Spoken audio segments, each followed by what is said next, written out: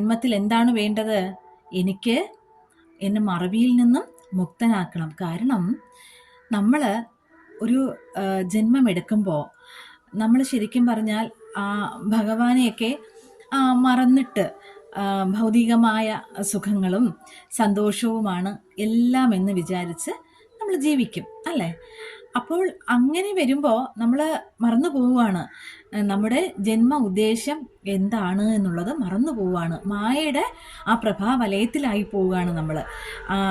നമുക്ക് ചുറ്റിനും ഉള്ളതൊക്കെ തന്നെയാണ് എല്ലാം എന്ന് നമ്മളങ്ങ് വിചാരിക്കുകയാണ്. അപ്പോൾ അങ്ങനെയാകുമ്പോൾ നമ്മൾ ഭഗവാനെ മറക്കുന്നു. ആ ആത്മീയത നമ്മളിൽ നിന്ന് ഒരുപാട് അകലെയായി പോവുകയാണ്.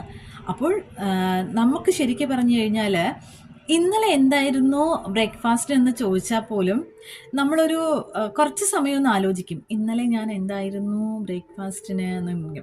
അപ്പോൾ കഴിഞ്ഞ ആഴ്ചയിൽ, അതായത് ഇന്നിപ്പോൾ ബുധനാഴ്ച, കഴിഞ്ഞ ബുധനാഴ്ച ഉച്ചയ്ക്ക് എന്തായിരുന്നു ചോറിനോടൊപ്പം കറി എന്ന് ചോദിച്ചാൽ നമുക്ക് ഓർമ്മയുണ്ടാവുമോ? ഇല്ല അല്ലേ?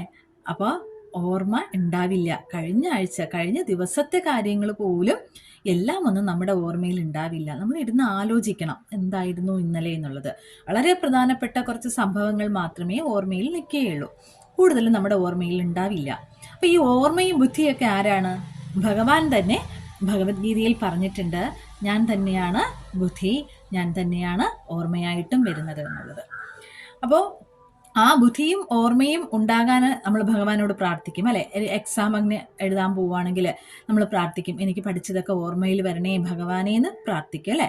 അപ്പോൾ ഓർമ്മ തരേണ്ട ആള് ഭഗവാനാണ്.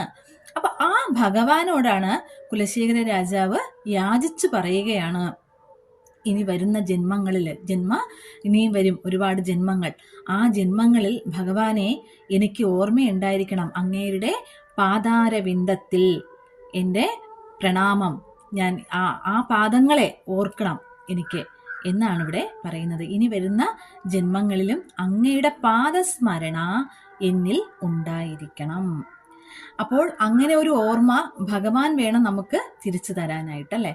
അപ്പൊ നമുക്ക് കഴിഞ്ഞ ജന്മത്തിലൊക്കെ നമ്മൾ എന്തായിരുന്നു എന്നൊന്നും നമുക്കറിയത്തേയില്ല അല്ലേ? എന്തായിരുന്നു, മൃഗമായിരുന്നോ മനുഷ്യനായിരുന്നോ ഒന്നൊന്നും നമുക്കറിയില്ല. പക്ഷേ നമ്മളിലൊക്കെ എന്തൊക്കെയോ ഒരു ആത്മീയത ഉള്ളത് കൊണ്ടാണ് ഈ ജന്മത്തിൽ നമ്മൾ ഓരോരോ സമയങ്ങളിൽ, ഞാനൊക്കെ കുറച്ച് വർഷങ്ങളെ ആയിട്ടുള്ളൂ ഭഗവാനെ അറിയാൻ ശ്രമിക്കാൻ തുടങ്ങിയിട്ട്. അപ്പോഴാണ് എനിക്ക് ആ ഓർമ്മ തന്നത് എന്ന് വേണം ഞാൻ കരുതുന്നത്. എനിക്ക് അപ്പോഴാണ് ആ ഓർമ്മ ഭഗവാൻ തന്നത്. അപ്പം മുൻജന്മത്തിലെ എന്തോ ഒരു ബാക്കിയാണ് ആ ചെയ്യാനായിട്ട്